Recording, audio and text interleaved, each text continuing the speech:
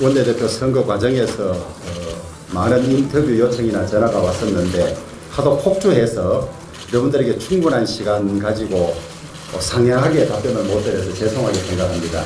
이해해 주시기 바랍니다.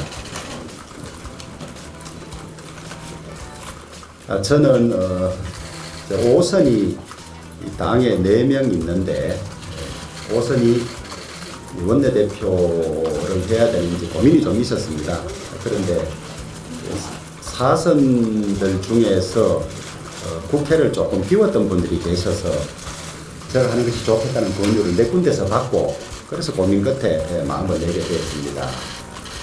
그런데 여러분 아시다시피 거대 여당 앞에서 또 우리 당의 난제들이 산적해 있는 상황에서 참 어려운 자리 아니겠습니까? 또 지도부도 지금 구성되지 못하고 현안으로 남아있는 상태여서 고심을 했습니다만은 이런 때 당을 위해서 제가 가진 모든 역량을 다시 돌려드리는 것이 당인으로서의 도리라는 생각에서 맡게 되었습니다. 예상외로 많은 당선자들이 지지해 주셔서 감사드리고 앞으로 당선자들과 우리 당원들 매사 협의해서 정말 국민들로부터 사랑받는 미래통합당 될 수 있도록 수권 정당으로서 인정받을 수 있도록 올 한 해 최선을 다하겠습니다. 그래서 많이 도와주시고 또 조언해 주시기를 부탁드립니다.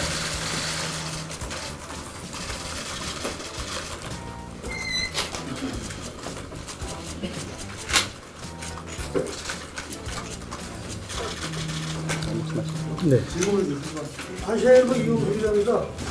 어제 김태년 원내대표께서 당선되자마자 상시 즉각 국회 시스템을 가동한다고 하셨는데 지금 주호영 원내대표님께서는 어떻게 생각하십니까? 저는 국가적 위기 상황에서 또 국회가 처리해야 될 현안이 많기 때문에 일하는 국회 저희들도 찬성입니다. 찬성인데 다만 이제 언제 회의를 열고 어떻게 할지는 좀 더 조문이나 현실 운영에 있어서 문제점이 없는지를 확인해보고 저희들 답을 내도록 그렇게 하겠습니다.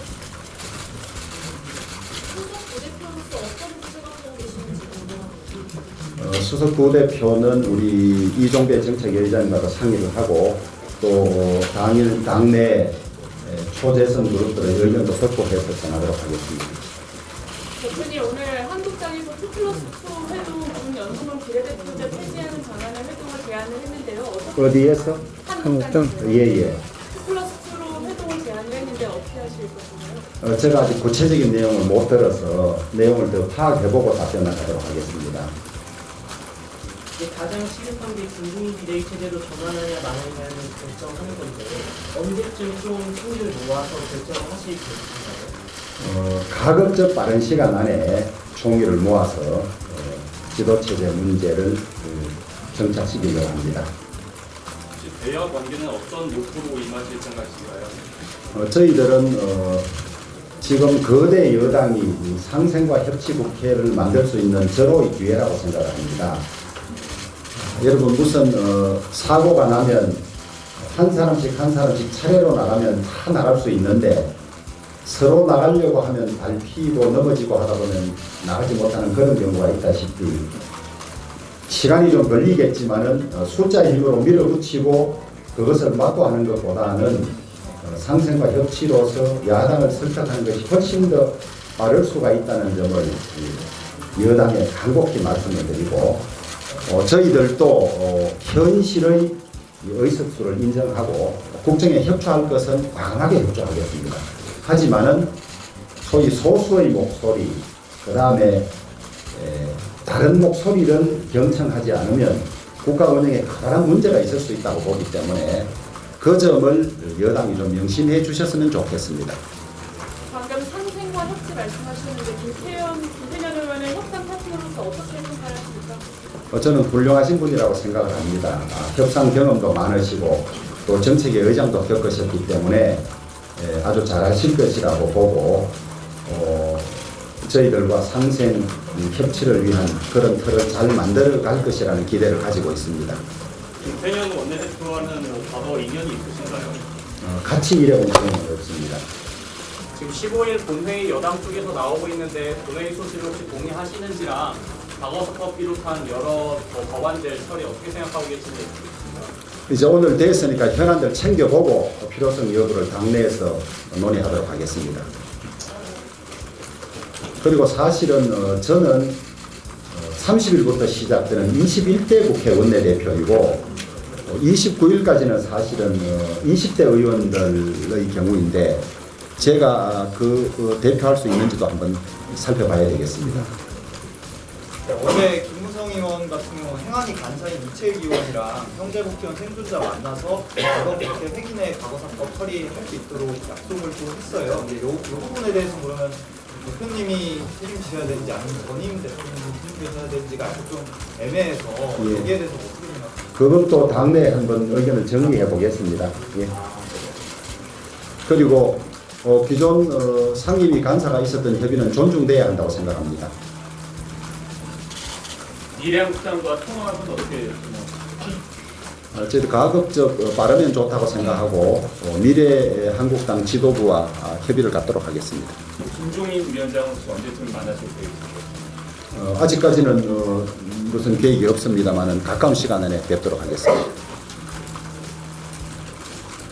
개인적인 의견임을 전제로 수차례 김종인 비대위원의 찬성 입장을 내신 바 있으신데 그 입장은 제가 아까도 말씀드렸는데 조기 전대는 문제가 있을 수 있다. 당이 정비되지 않은 채로 그 다음에 개원 협상이 언제까지 갈지 모르는 상황에서 8월 이전 전대는 저희 당이 실패를 성찰하고 반성할 기회도 갖지 않은 채 바로 당권 경쟁에 그런 문제 있다는 생각이 없고 그렇다면 비대위가 한 방법이 될 수 있다.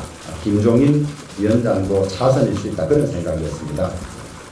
현재는 전국위에서 비대위원장으로 인준이 됐고 다만 8월 31일까지 전당대회를 가야 한다는 당헌이 개정되지 않은 상태이기 때문에 미완의 상태이지요. 그래서 당내 의견 수렴하고 그 다음에 비대위원장 내정자를 할까요? 그분과도 상의해서 조속한 시일 내에 당을 찾도록 하겠습니다.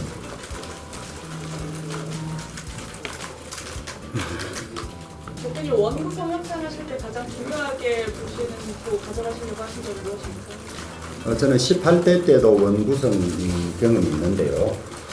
아쉬운 것은 각 당이 주장을 하다가 시간을 보내고 마지막에는 원래대로 돌아오는 그런 협상 결과를 많이 봤습니다. 그러니까 서로 욕심내지 말고 의석도 현실 인정하고 그렇게 하는 것이 바람직하다고 보고 다만 통상의회 제도를 가진 나라는 양원제를 운영하고 있습니다.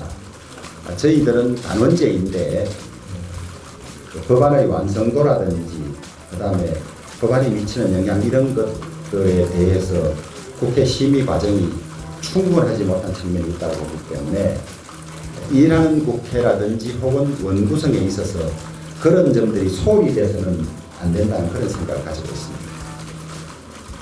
그런 방송하신 말씀은 법사위를 계속해서 가져주겠다 이렇게 이해하면 되는 거예요? 이제 원구성 협상 과정에서 논의가 돼야 되는 문제라고 봅니다. 대표님 어제 김태년 신입 대표는 최대한 빨리 통합당과 만나겠다라는 얘기를 했는데 예, 그래야 되겠죠. 예, 제안이면 바로라도 예, 그러겠습니다. 오늘 과반 이상으로 상당히 많은 오차로 이기셨는데 혹시 예상을 하셨는지 어떤 점을 보시려고 당내 선거는 참이 표심을 잘 알 수가 없습니다. 서로 간에 후보들 간에 다 아는 말하자면 선거인들이고 이래서 그래서 끝까지 잘 몰랐습니다. 될 수는 있겠다 싶은 느낌은 있었는데 어느 정도 득표할 것이라고는 이제 잘 몰랐습니다. 중간 선언하실 때 좀 말씀해 주셨는데 그 법사위 체계적으로 심사 폐지 관련해서 입장을 민주당에서는 일하는 국회를 진행했는데 이제 체계 자구 심사를 이유로 법안의 내용을 법사위에서 잡는 건 문제가 있죠. 아마 그것 때문에 그러는 것 같은데, 저도 법사위 경험이 있습니다만은 미국 의회는 법제실이 제가 알기로 수백 명인 걸로 알고 있습니다. 미 하원이 800명인가 그런 걸로 알고 있습니다. 그런 법제실을 거치면서도 또 상원까지 가고 하는 그런 참 법안 하나하나에 온갖 정성을 쏟고 연구를 많이 하는데, 제가 지금은 통계를 모르겠습니다만 한때는 우리 국회를 통과한 법안 중에서 1년에 위헌 법률이 10건 넘게 나는 걸로 알고 있습니다. 그런 상황에서 체계 자구 심사 기능까지 또 없앤다. 저는 대단히 위험할 수 있다는 우려를 갖고 있습니다. 그러나 체계 자구 심사 권한이 법안 지연의 수단으로 쓰이는 것도 바람직하지 않다. 그래서 1년 전까지 후보군들 좀 같이 정리를 하셔야 될 텐데, 김종인 위원장은 40대 기준을 말씀하신 적 후보군이라면 대선 후보군. 예. 거기 관련해서도 김종인 위원장이 생각할 저는 거기에 대해서 특별한 생각이 없습니다. 다만 가장 국민이 좋아할 수 있는 경쟁력 있는 후보를 만들어 갈 수 있는 시스템이 됐으면 좋겠다. 그런 생각을 하고 있습니다. 오늘 이 후보 토론 과정에서 아드님의 분적까지 언급하는 일이 그동안 흥성성하셨을 텐데요. 그 관련해 청년정당 말씀을 하셨어요. 이제 원내대표로서 당 운영에도 많이 관여를 하실 텐데 그 청년정당 구상에 대해서 좀 더 구체적으로 여쭤봐줄까요? 이제 의회는 사실은 세대별 이해관계나 이런 것을 다 반영할 수 있어야 하고, 그다음에 지금 만들어지는 법안이 미래 세대, 이 30대에게 부담을 주는 법안들이 많이 있을 수 있기 때문에 이 30대의 입법에 관한 이해관계도 어느 세대 못지않게 중요하다고 생각하고 있습니다. 그래서 입법 과정에서 2030 세대들의 이익이나 미래 가치가 충분히 지켜져야 할 거 하나 있고, 그 다음에 장차 한국 정치를 이끌어갈 그 미래 세대들이 일찍부터 정치를 제대로 공부하고 배울 수 있는 기회도 줘야 한다고 생각합니다.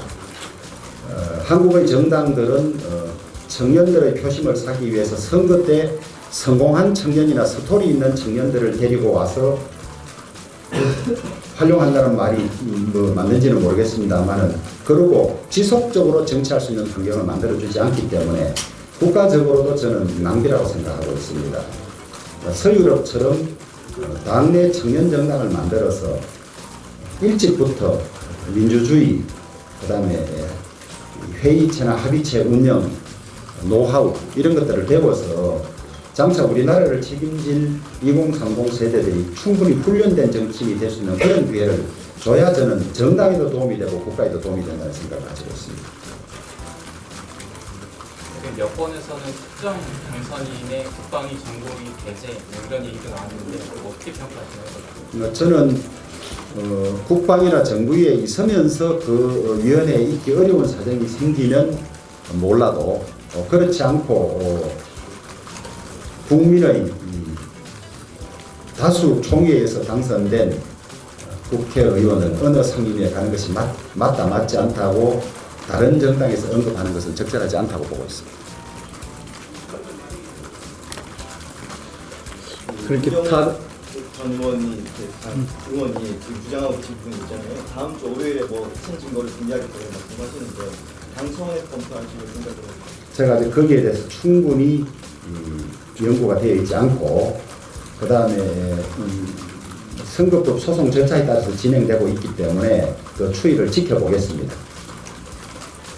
당장은 아니더라도 어쨌든 대선 전에는 국민의당과도 합쳐야 된다고 말씀하셨는데 관계 설정이나 아니면 당장 만나실 계획이라든지 이런 것들 좀 있으신가요? 제가 언론 보도를 봤습니다만 맞는 정책이 있으면 어느 당과도 손잡고 같이 하겠다는 보도를 본 적이 있으면 저희들 역시 마찬가지입니다. 저희들 정책에 동의하는 정당이 있으면 도움을 받아서 우리 정책을 관철시킬 수 있도록 노력할 것이고, 또 정치는 통합, 그 다음에 동지를 많이 만드는 정치 집단이 성공하기 때문에 저는 대선을 앞두고는 많은 정치 세력들이 통합하고 합치는 것이 바람직하다 그런 생각을 가지고 있습니다.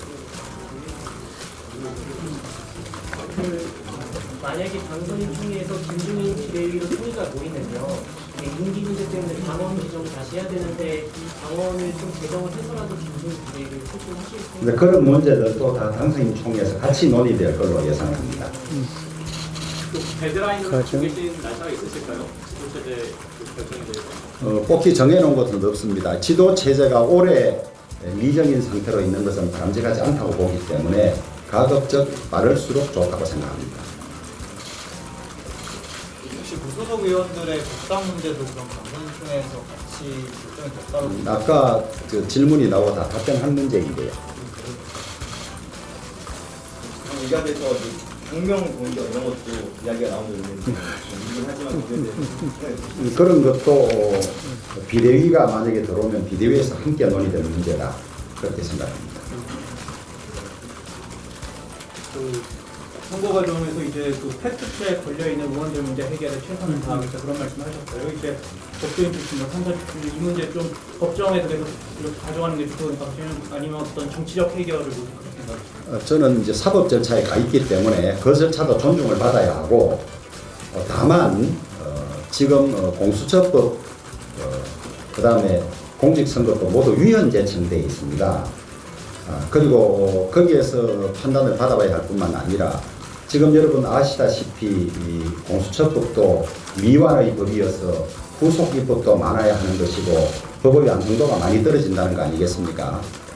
그 다음에 여러분 준연동형 비례대표제 지금 위성정당이 만들어지고 그 위성정당을 불법이라고 했던 민주당조차도 또 위성정당을 만든 이런 누가 봐도 잘못된 법 아니겠습니까? 이 법을 막으려고 하는 과정에서 있었던 것이기 때문에 그런 것들이 충분히 참작되어야 한다고 보고 있습니다.